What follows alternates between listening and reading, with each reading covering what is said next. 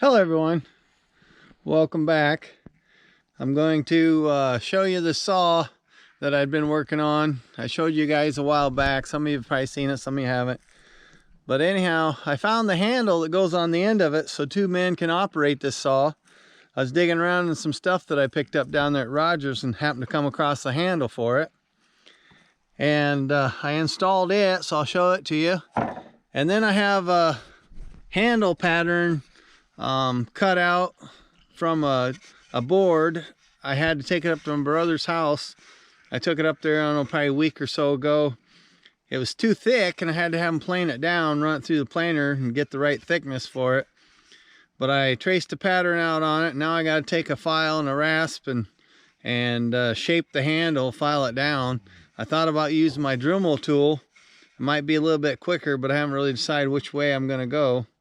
The old timers like Rock of Ages, he would use a rasp and a file probably and shape this, but I think it'd be just as quick maybe using the Dremel tool. But I haven't really decided which way I'm going to go, but one way or the other I'm going to get it done. So I'm going to turn the camera around, show you the handle that I got traced out, and I'll show you the handle that I added on to the end of this so two men can operate it, even though it'll probably just be a wall hanger. But anyhow, I'm going to show you real quick. Right there's the handle. There's the pattern. Of course, you see I still got to cut this out. That's where your fingers will go. And then, of course, you can see the line around the outer edge. I'll have to file that down and shape this down to that line. That's the outer perimeter of the handle. But I'll have to do a lot of filing and shape it.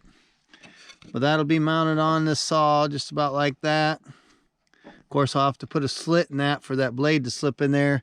And I do have some bolts that are made for these saw handles to go through these holes here and bolt this handle on. I happened to find an old saw that was missing the handle, but the bolts were in place. So I just took them out of that saw blade and I'm going to use it for this handle. And here's the handle that I added on the end so two men can operate that thing. Roger happened to have that in a mess of stuff he had. I was digging around and happened to come across it. As soon as I seen it, I knew what it was. And I actually had it when I done this previous video on this particular saw blade. I knew I had this, but I'd forgotten about it. It kind of slipped my mind. I'd seen it when I was digging through a shed, getting junk out of Roger's place. And as soon as I seen it, I knew what it was. And then later on, I come across this saw blade, and I finally remembered to bring this home. I was down there several times, and the saw blade, I left it down there, and I finally brought it home. And then I come across this again when I started sorting through my junk and found it, so I mounted it on here. Like I said, I got this board, got this cut out. I'm going to try and get that shaped and get this mounted on here. So next time you guys see this, hopefully the handle's mounted on this saw blade and ready to be hung on a wall. Well, that's what I've been working on. Trying to draw up this pattern on this handle. I think it's good enough. They have a different style, and it's called a Western, I forget what they called it, Western timber handle or something. I don't know. It had Western in it, I know. And it was shaped different. It's kind of just more rounded and curved downward. But I like this style handle a little better. More attractive, I guess. But anyhow, it's this handle I'm going to be putting on it.